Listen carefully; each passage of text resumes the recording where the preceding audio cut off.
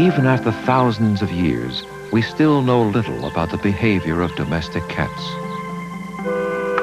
Now, scientists and laymen alike attempt to understand them, to demystify this elusive feline. For them, the domestic cat is every bit as intriguing to study as the lion or the tiger. To share one's life with a cat is to invite a bit of wildness indoors. Perhaps the writer was correct when he philosophized, God made the cat that man might have the pleasure of caressing the tiger.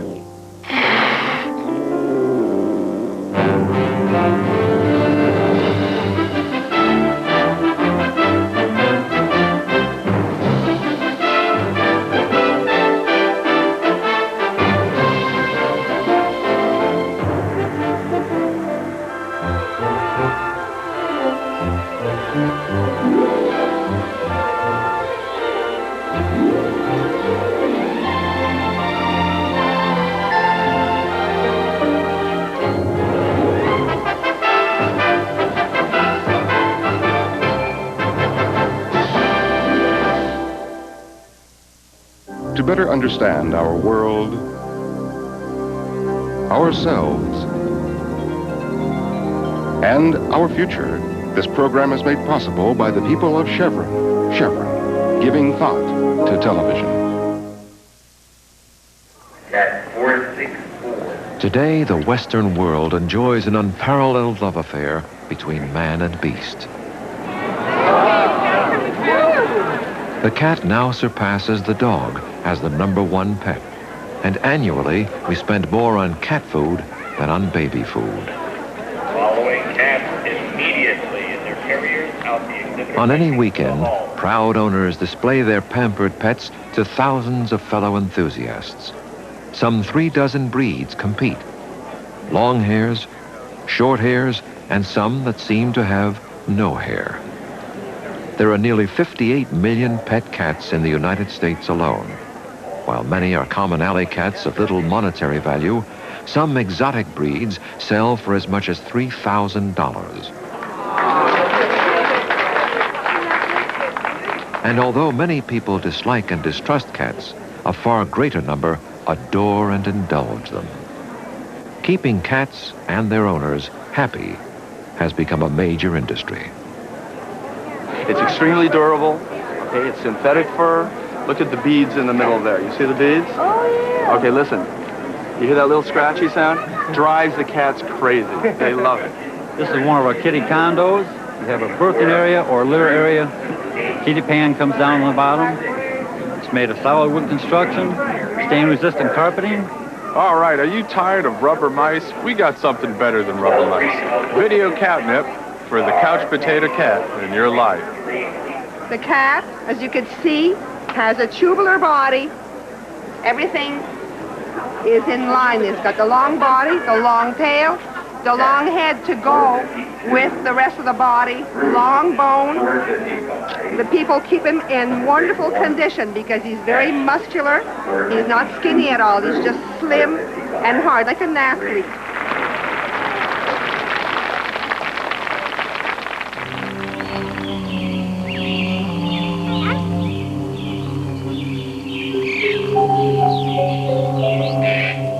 Like a specter floating from the mists of prehistory into the shadows of modern times, two species of wildcats still prowl parts of Africa and Europe.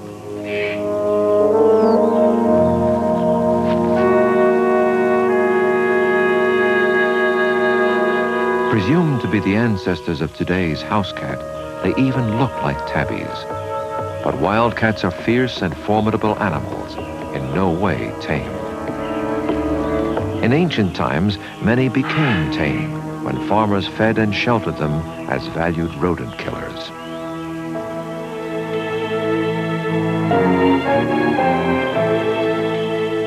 The farmers were Egyptian. The time, more than 3,000 years ago. The cat became adored and revered in Egypt. Never since has the cat's honored role been matched anywhere in the world. One goddess in the form of a cat symbolized pleasure, fertility, and maternity. Cats were also associated with the deity believed to start the sun on its daily course, and one who symbolized life itself. The Brooklyn Museum maintains one of the world's finest Egyptian collections.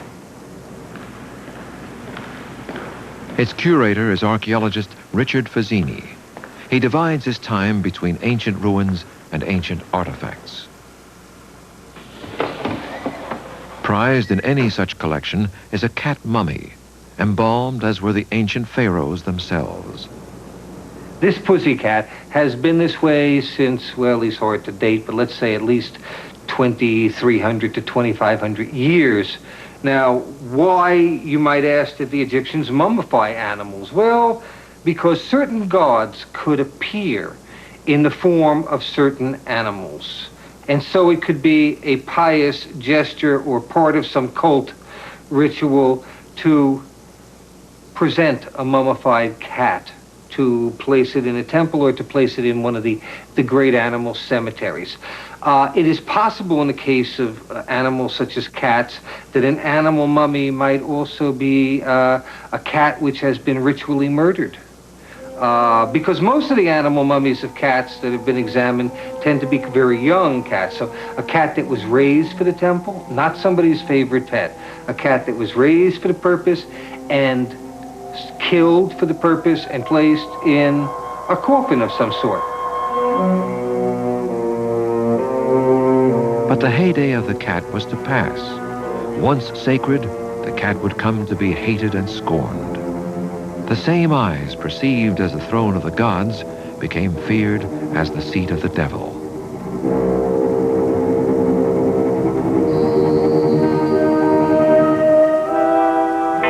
Believed by many to be the companions of witches, thousands of cats were tortured, burned, and hanged as recently as colonial times in America.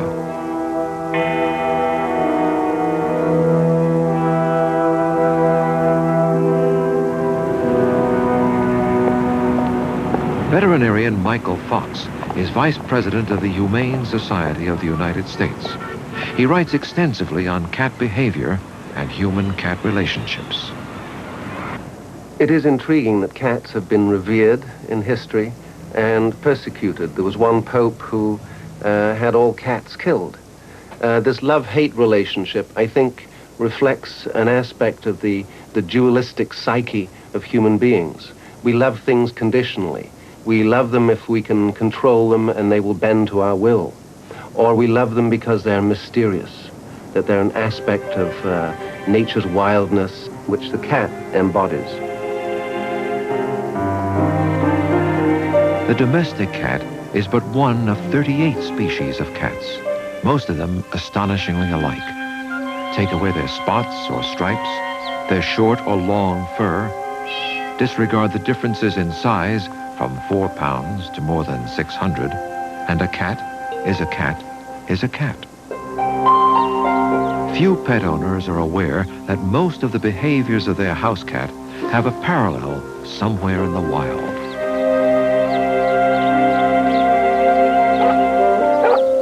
The cat is an enchanting combination of beauty and utility. Its sinuous movements delight the eye. Cats get some of their suppleness from their shoulder joints, which are so constructed that they can shift the front legs freely in almost any direction. They have almost no collarbone and an exceptionally limber spine.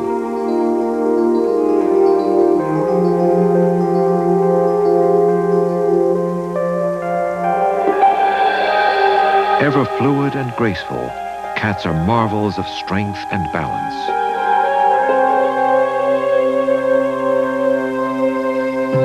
All cats advertise their territory. Spraying deposits a pungent scent.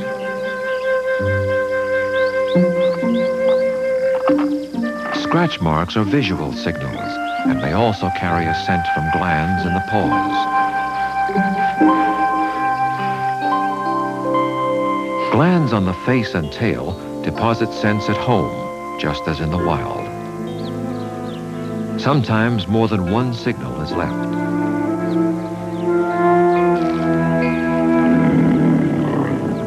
Territorial fights could be deadly between animals with such sharp teeth and claws.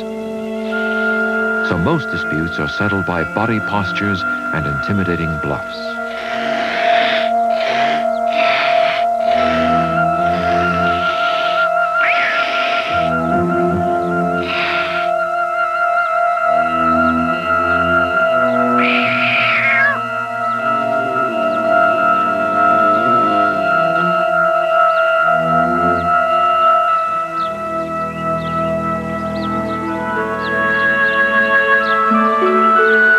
Friendly greetings are generally more fleeting and subtle.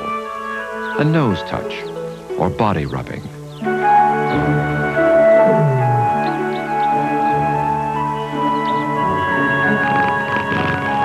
Exactly how and why cats purr remains a mystery.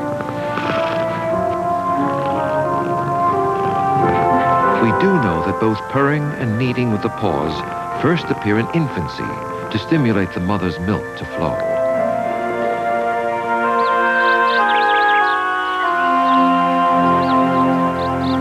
Being hunters, cats must conserve energy whenever possible. They snooze about 2/3 of the time, but always remain alert to sounds, hence the term catnap. In all cats, ovulation, the release of an egg, does not occur until mating triggers it. After gestation of 2 to 4 months, depending on the species, they give birth to 1 to 8 young.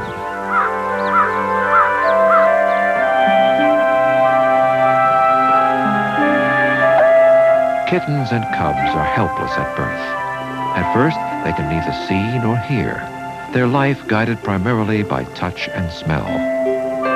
Amazingly, each has a preference for one particular nipple, which it locates by smell. In the wild, this efficient behavior frees the mother to resume hunting sooner.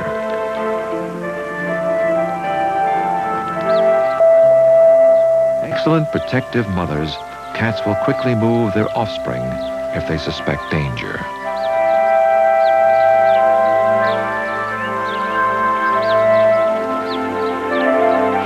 To teach their young how to hunt and kill, many cat mothers bring home live prey for practice.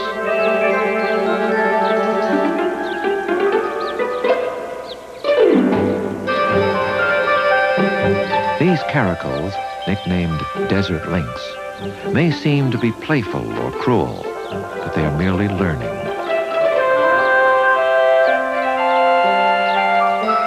Striking the prey stuns it, but the cubs are too inexperienced to deliver the fatal bite.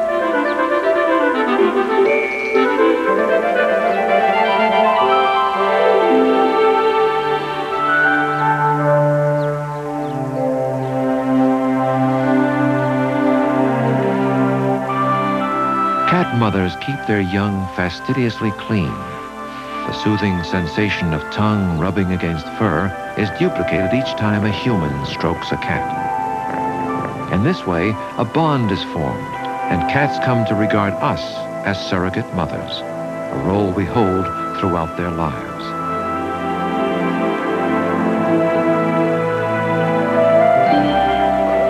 In the wild, as young felines play, they refine the predatory skills essential to survival as adults. Whether domestic cats similarly practice stalking and hunting is subject to debate. Many experts feel that play exists as a behavior in its own right, simply because it's fun.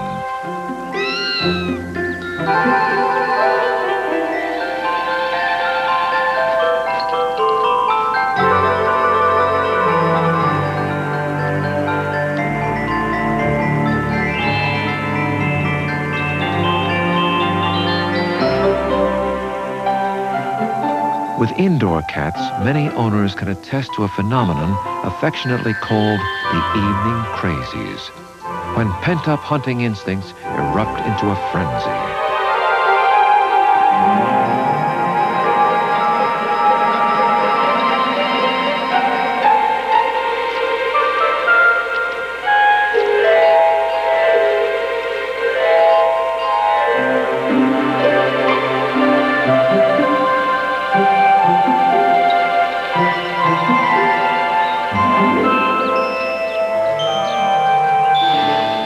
Triggered by a prey's movements, even the most well-fed cat may hunt, given the opportunity.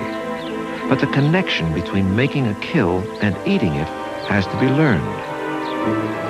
An inexperienced cat may attack with precision, yet not recognize its kill as food.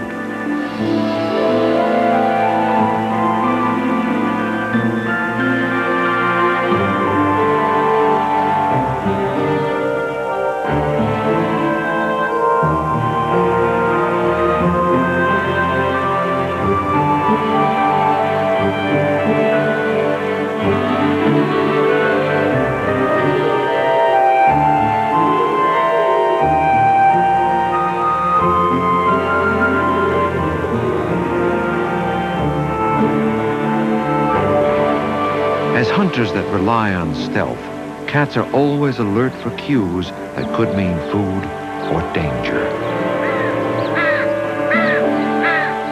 While smell is not their primary sense, no odor escapes them. They use smell mainly to find the territorial boundaries of other cats, or to know if other cats have been in their territory.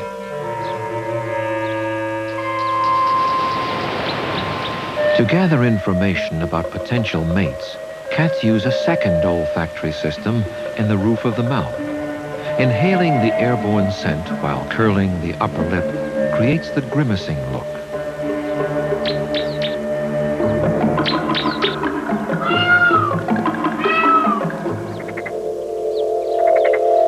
Cats move their funnel-shaped ears to zero in on sounds. They probably have better acoustical discrimination than either dogs or humans.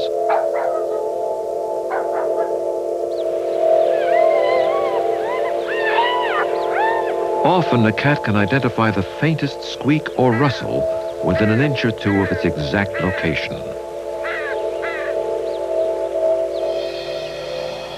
The function of a cat's whiskers is not entirely understood, but if they are severed, the animal may lose its equilibrium and stumble into things. It may even be unable to make a clean kill. Whiskers also transmit information about captured prey. To remove all traces of food, cats regularly groom. Fastidiousness is one of their best-known traits. Coarse and abrasive like sandpaper, the tongue is covered with hook-like projections that can even tear flesh from bone after a kill.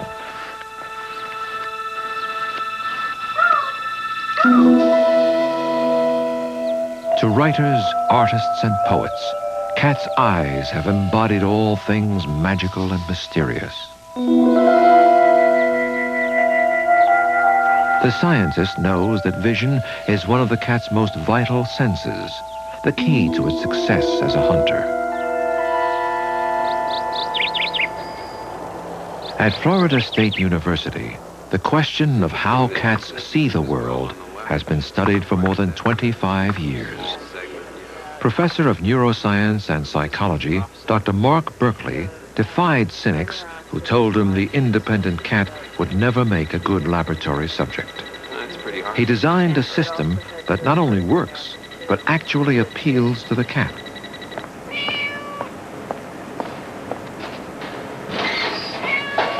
Banking on the animal's inquisitiveness, Berkeley built a box that invites exploration. And when it responds correctly, the cat is rewarded with food. Generated by a computer, an image will appear in front of the cat on one side of the screen. The cat must tell the researchers, "Yes, I can see that." It does so by poking the right-hand plexiglass panel when the image appears on the right, and the other side when the image appears on the left.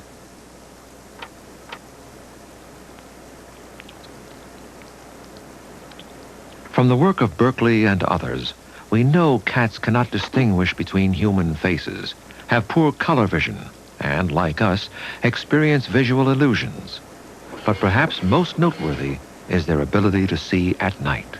Under low light levels, the cat is anywhere from 6 to 10 times more sensitive. That is, at a light level where we perhaps couldn't see anything, he still sees, not very well, but certainly better than we do.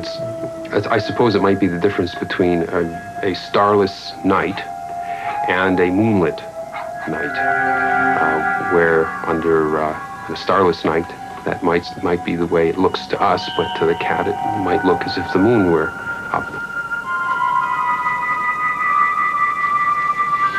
Able to pierce the darkness with vision at least 6 times more sensitive than our own, the night truly belongs to the cat.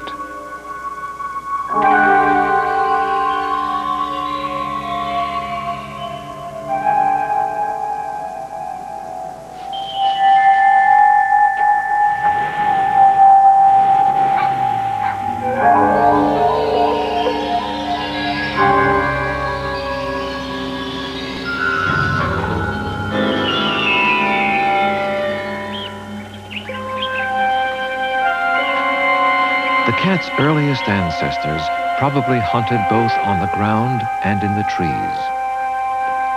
To survive, they needed not only claws, but remarkable balance, an aptitude all cats retain to this day. In keeping with its reputation, the cat usually does land on all fours, and scientists have come to understand how.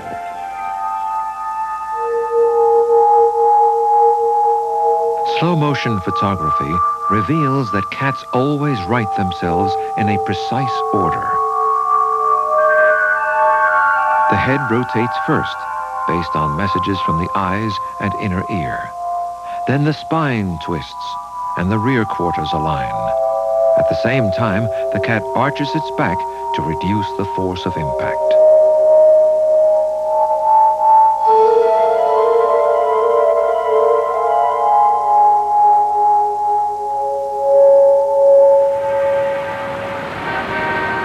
Despite its agility, the cat faces particular dangers in today's modern cities. Here, although hundreds of feet above the ground, the indoor cat is just as attracted by moving prey as is any other cat. If anything, it may be a stir-crazy bundle of energy.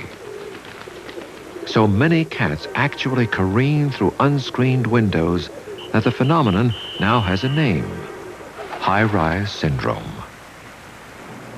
At the Animal Medical Center in New York City, doctors were perplexed when they found that victims of higher falls often had less severe injuries than those that fell a shorter distance. Good morning, Miss Pisano. How are you today? Fine, thanks. Dr. Michael Garvey is medical director. Hello, Harry. Harry is recovering from serious fractures after falling just a few stories. About a month since you were here last. We've been puzzled by the high-rise syndrome for a long time, the name that we give for cats falling out of windows. Our clinical impression is that cats that fall from medium-level stories are hurt much worse than cats that fell from even greater distances. That seemed to defy our logic, that cats that would fall farther would be hurt less. So we undertook a study to examine the records on cats that had been admitted here for falling out of windows. And it actually confirmed that our clinical impression was correct. It seems that cats that fall from higher stories have enough time to reach free fall like a parachutist and are relaxed. And when you experience trauma, when you're relaxed, you will probably avoid injury. When you experience trauma, when you're very rigid and very tight, you will tend to maximize injury. The cat may not have 9 lives, but its uncanny ability to sail through the air is almost certainly responsible for the myth.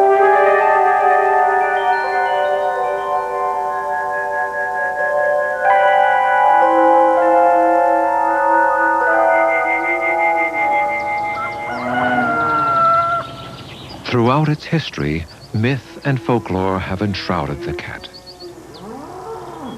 Near Oxford, England, scientists have been exploring whether the legendary solitude of the cat is fact or fiction, or can cats adapt successfully to living in groups. What? What? What? Bert Parker has kept farm cats for more than half a century, as many as 80 at a time. What? Come on. A good cat is worth a lot. She's a valuable asset to any farm. Our cats have increased. There's a few more than what we really need, but what do? You just let them go on. They do keep the rats and mice down to a limit. I don't say they have every one, but they do catch up with them at the finish.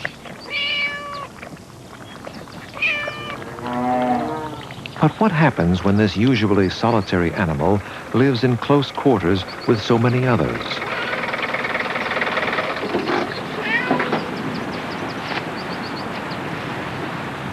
Oxford University professor David MacDonald has studied farm cats since 1978.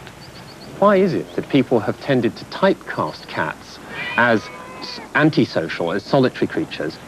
I think there's 2 reasons. One of them could be that the sorts of things that cats do socially are not the sorts of things that classically people have had in mind when they thought about wild animal societies. And I think that's because cat society is based on a rather subtle, covert language. And the sorts of signals that pass between cats, and the one I personally think is important is this business of rubbing, where one individual rubs its lips and its cheek against another individual, happen very quickly, they happen very rarely, and if you're not tuned into looking for it, you just don't see it. So I think people have spent their lives living amongst cats and formed an impression which hasn't taken into account the subtlety of the relationships that occur between the cats themselves. So, 12 years ago, I began all this by asking myself the question, are farm cats part of a real society, or are they nothing more than the equivalent of, say, mosquitoes flocking around a bright light in the dark? It turns out that they are living in a society, and therefore it's a bit irritating in a sense that one hears so many people saying, oh, the only sociable felids, the only sociable members of the cat family as a large group are lions. That having been said, there are a lot of similarities between these barnyard lions that we have around here and the lions that we're ever more familiar with from programs and researches about the African lions. Lions are the only wild cats that normally live in a group, called a pride. At its core are the adult females, usually related. Researchers have discovered that within a pride, the females look after and nurse each other's cubs. Here, 3 different females allow the same cub to nurse.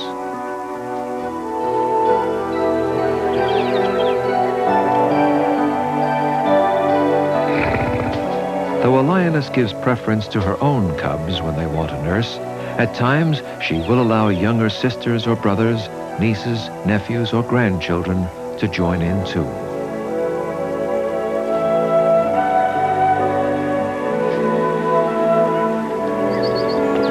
David MacDonald was intrigued that among farm cats, the same communal behavior occurs. Comes and spends a bit of time. A student, Warner Passanese, often follows the cats around the clock, just as naturalists do in the wild. Their litters together, Is this a habitual den site? I mean, have they been here before? It is. These two particular females haven't been here before that I've seen. Look, yes, there's the second one. That's right. So we have generally the females take it in turn to suckle these kittens. Again, indiscriminately, any kitten that is there is suckled. And there's absolutely no discrimination between them. They all suckle equally there is none. From the two mothers. There is That's none. excellent.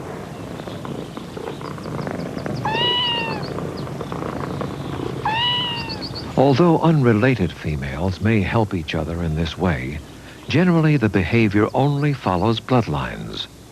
Mothers, daughters, and sisters cooperate most often. But it is quite possible that other related females will also nurse and care for the kittens, much like an extended family.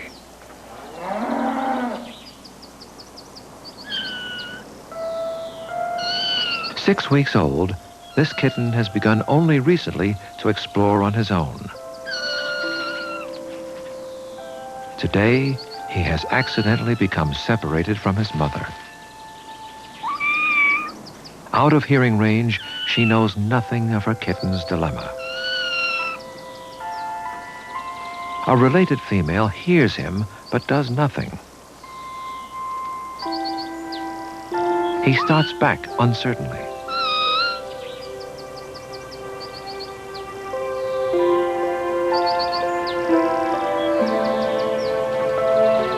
Out in the barnyard, and still no sight of his mother.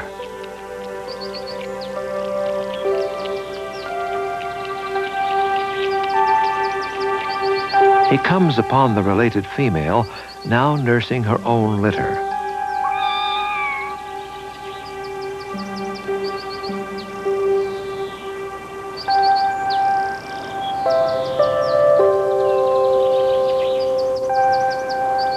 Hungry, tired, the kitten is willing to risk hostility to get close to her.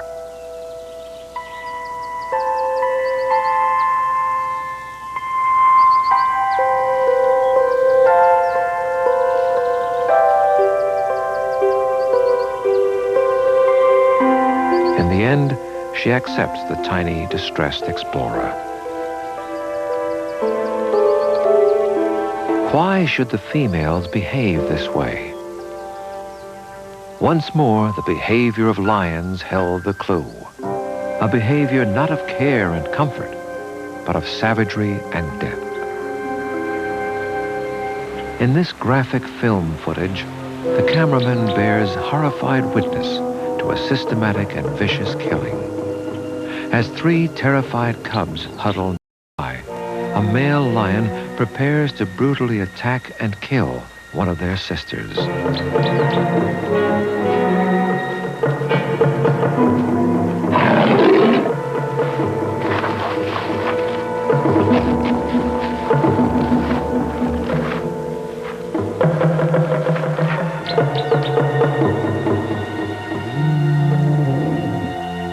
When there is a successful takeover of a pride, the new dominant male kills the cubs of the ousted male.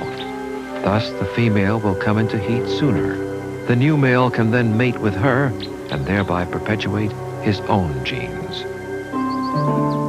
The barnyard again was to prove remarkably like the plains of Africa. MacDonald recalls the events leading to a gruesome discovery.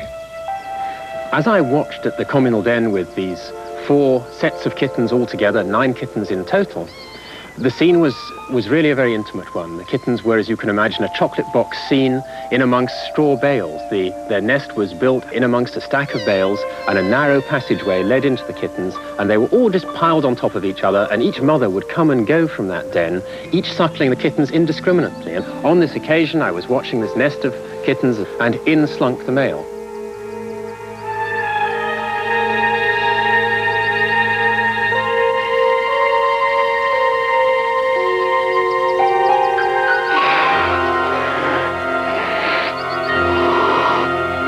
Then within just a few seconds, this commotion brought the mothers running, but not soon enough, because by the time the mothers came back and chased away this interloping male, of the 9 kittens that had been in that communal den to start with, 6 of them were slain.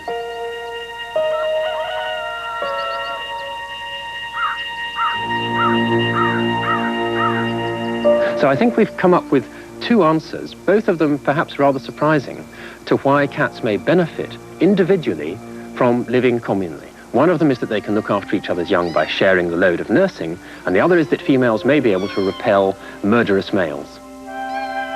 Thus, cooperative care by a number of females increases the likelihood that more kittens, even orphans, will be watched over and thereby protected.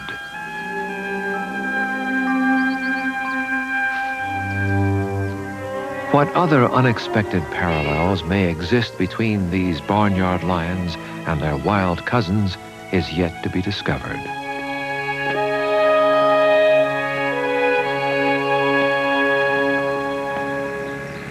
In another English village, the image of cats as ruthless killers was confirmed in a different way. It began with a local teacher.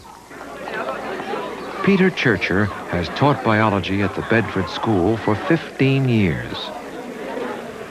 Those two will have started before that one, and of course it's important that they all start at the same time, isn't it? Right, so back to the beginning now. A cat owner himself, Churcher applied the discipline of his scientific training to explore the unseen world of the house cat on the prowl.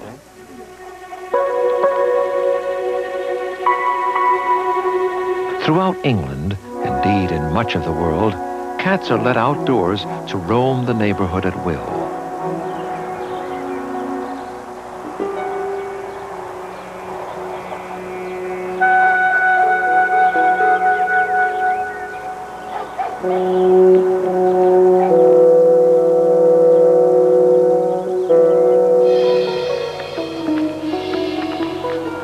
How much impact on wildlife, Churcher wondered, do cats actually have? Unable to follow the cats, he did the next best thing and enlisted the help of their owners. Well, the first thing was to go around the village and just find out who had cats. And so I knocked on everybody's door and said, had you got a cat, and were you willing to take part in the survey? And surprisingly enough, virtually everybody in the village did. And that meant that I had something around 78 cats to start off with, which was a good number.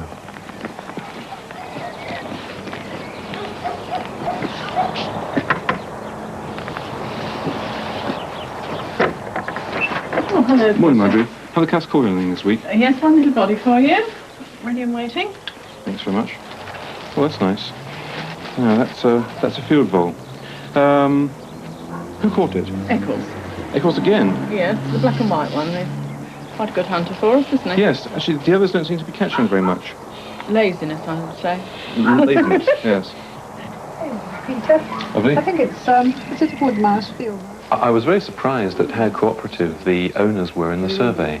I think a lot of people don't like the idea of picking up dead bodies and putting them in polythene bags, but most of the people in the village gritted their teeth and did it. And some even went as far as to put them in the deep freeze, which was nice because, as you can imagine, at the end of a week in the summer, often the dead bodies were getting rather smelly, and it was pleasant to have them put in the deep freeze before I got hold of them. To work and look at that under the microscope. That's Wednesday. When the specimens were labeled and the numbers of dead totaled, Churcher and the cats of Felmersham made headlines. There was quite a reaction by the media when we published, because if you extrapolate the figures for Felmersham over the whole country, you do come up with some sort of fairly big sums. So, for example, if the cats in Felmersham caught 14 animals each during the course of a year, we know there are about 5 million cats, domestic cats, in Britain. So that means that 70 million small mammals and birds are caught by cats in a year. And so domestic cats, in spite of their reliance on man for food and a lot of other things, are still remarkably independent. And I think what our survey has shown is that they're also very important as predators on the ecological stage.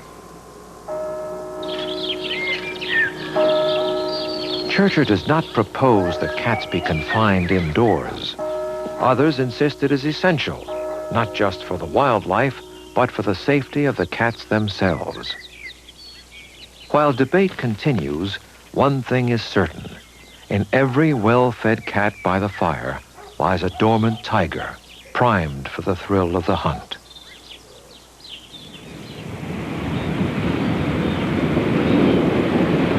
Because cats are seen as self-sufficient hunters, many people feel no qualms about abandoning them. Nationwide, millions are dumped every year.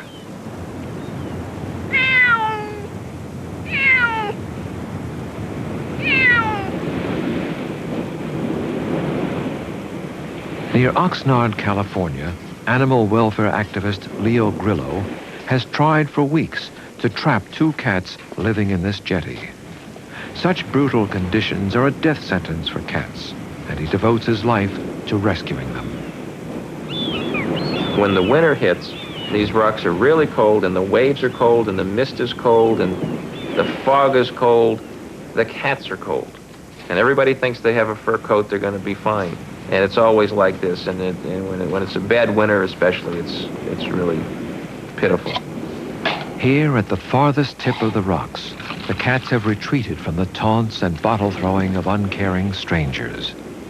But they are also completely cut off from fresh drinking water, so Leo baits his traps with it. Hey, Jet. He has named the cats Marina and Jetty because of where he found them. Come on, Jet. Come on, Jet. Come on.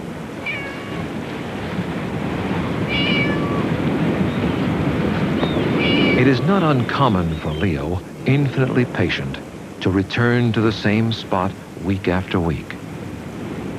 Marina. Marina. To Grillo, these cats appear relatively tame. Clearly, they were not born wild, but raised in the comfort of a human home. But these same humans abandoned them.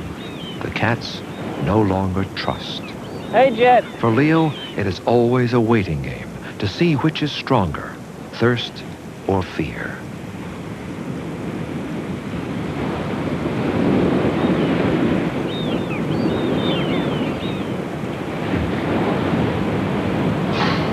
Atta boy. I'm coming down. All right, Jet. All right, here you go. When I get a cat, and those traps are set, and I get a cat to go in the trap, and that door comes down and slaps, that is the most exciting feeling. And that little saga, that little story, the trips to this one little rock to feed that one little cat is now over. It has an ending. After weeks of failed attempts, this day would finally bring success. Easy. Easy. Tired but exultant, Leo would trap both Marina and Jetty and bring them back to a world of care and love.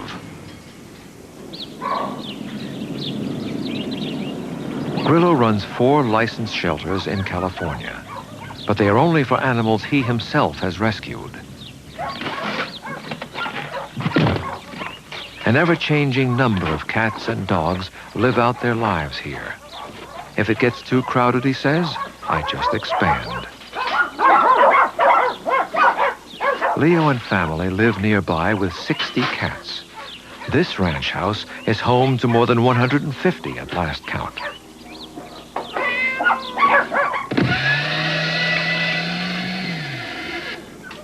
Dry food, 7 tons a year, is left out at all times. Canned food is fed twice daily, totaling more than 80,000 cans per year. All of this is paid for by private donations. There we go. Come see Jetty and Marina. Come on. After a trip to the vet for shots, blood tests, spaying, and neutering, Marina and Jetty are ready to meet the others, but only from the safety of their cages. JJ, Junkyard, come on. Come see your friends, come on.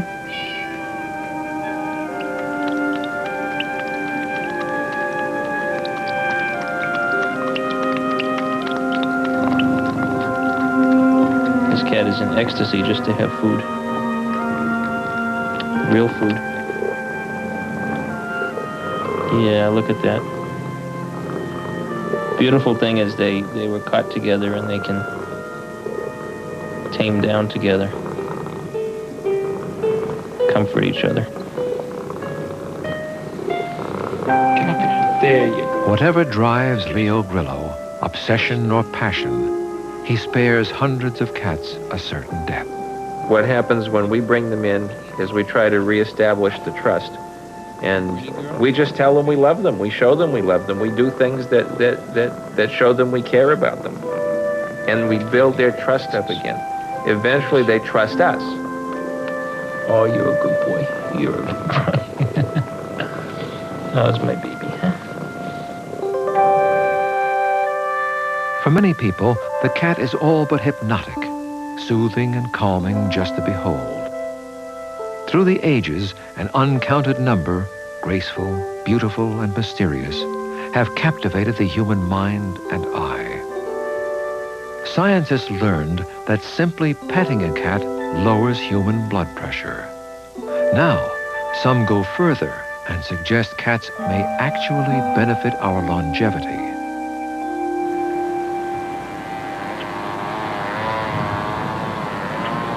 In a small town on Long Island, one innovative woman is playing a role in the sweeping changes in healthcare. When her cats helped her cope with an illness, Joan Bernstein was inspired to reach out to others. I became ill. I developed chronic fatigue syndrome at that time, not knowing what it was. The disease was not defined at that time. And there were days when there was no way I felt like getting out of bed, crawling out of bed, literally in pain, and feeding the cats, changing litter pans, and doing everything else that has to be done. But I did it because the cats insisted that I do it. Sometimes they'd just be my hot water bottle or my comforter. Whatever I needed them to be, they became. And so I became very aware of the value of the cats as a therapy.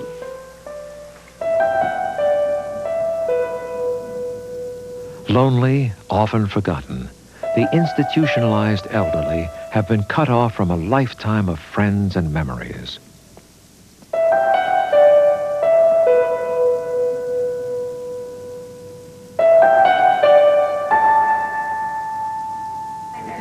Ladies and gentlemen, one of the most beautiful grand champion champagne mink Tonkinese. At Brookhaven Healthcare Facility, Joan's Tonkinese cats are eagerly awaited every month. Is this gorgeous? Bred for their stable temperament and sociability, they offer therapy at many levels. As we go by. The warmth of the cat on her lap is very important. Just holding the cat in her arms. First of all, it's good exercise for her. She's utilizing the muscles in her arms and her hands. So we have the physical aspect of it. Look who I brought you. You think she's trying to tell you something? Come on. Okay. She'll stay right there with you, Mr. Hook. Patients who have difficulty with recall, of the present, okay? In other words, remembering the present from now to tomorrow, or now till next week, or now till a month from now. That's Muzzle. They will remember the cats. She's a lot like the one I brought here one time who was sitting on your shoulder, remember? Yeah. And I took a picture of you with the kitten sitting on your shoulder, and only half the picture came out. Beautiful. He really is a big guy. So soft and so pretty, isn't she? Some scientists believe cats touch people more than other pets do, literally and figuratively. Their lithe and graceful movements are non-threatening, and the cat's shape and size are basically the same as a human baby's. For most people, an automatic invitation to nurture and love. She is beautiful. Oh, I'd love to hold you all day and all night. I really would. Another world touched by Joan and her cats is a residential school for autistic youngsters. The cause of autism is not fully understood, and currently there is no known cure.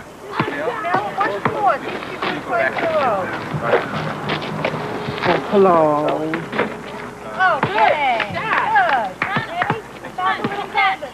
Locked largely in a world of their own, the children are extremely difficult to reach.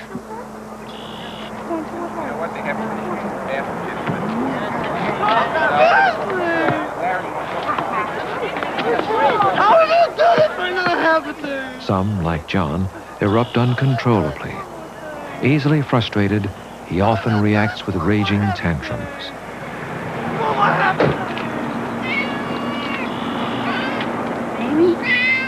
While no one pretends the cats are a miracle cure, they regularly bring about miraculous breakthroughs.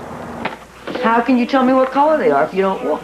For John, the cats open a window on a bright new world. Game with me. I think you're playing a game. John, if she's red, then I'm from Mars. Do I look like I'm from Mars? No. No. She's brown. And what color are her eyes again? Blue. That's right. How about looking at the eyes? How about looking at them? Oh, okay. Did you want to give her a kiss? Okay. Etta? Etta, what have I got? Etta becomes very agitated. As you can see from her rocking back and forth with constant motion. And the more she rocks, of course, the more agitated she is. I can take the cat over to her, and at first she may thrust it away. But if I'm persistent, sometimes I have to withdraw a little bit and come back to her. But if I am persistent, the cat can stop her. Later, Joan will try again. What have I got? Is this a nice cat? Do you like this cat? I see them relating to the cat so much more openly, so much more freely than they do to other people. They can trust the animal. With every individual I've worked with, they have eventually reached out. And I think it's because there is, again, that sense of communication that says, trust me, I won't hurt you. Is she saying give her a kiss? You want to? Okay. Let me turn her around this way. Give her a kiss back here. A little closer. Good. Okay. Joan senses she can approach Etta again. Okay. By holding the cat and focusing her attention on the cat, she will stay still and she will talk to the cat. She's with us for several minutes at a time. How about saying, hi, kitty? Hi, kitty. Good. Hi, kitty. Good. Okay. We're talking about therapy. We're talking about hands-on, and we're talking about one-on-one and up close. We're also talking about cats that are capable of creating interaction or curling up in somebody's arm and saying, I'm all yours. Right this minute, I belong to you. You're special to me. And I love you. So hold me and feel good.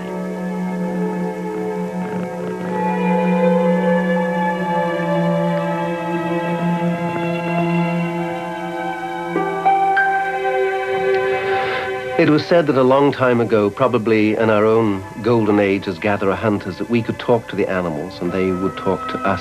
And I think part of understanding felinese is that we can learn the cat's repertoire and have a deeper communication and communion with our cats.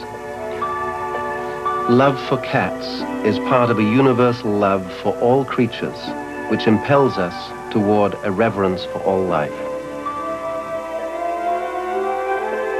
Subtle, amusing, enigmatic, regal and serene, cats remain ultimately independent of their human companions. They move among us as half-wild creatures, the only domestic animal man has never fully conquered. Plain or fancy, barn mouser or lord of the hearth, they have fired our imagination.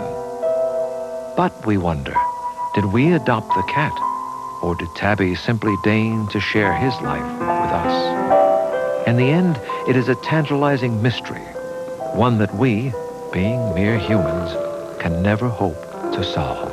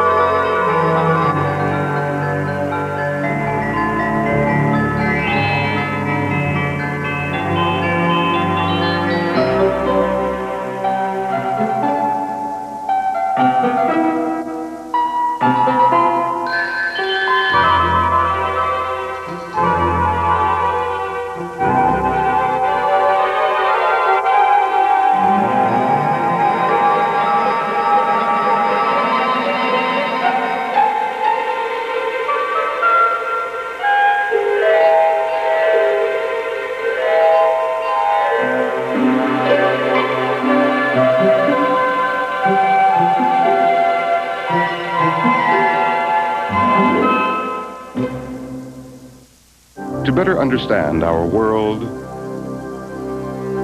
ourselves, and our future,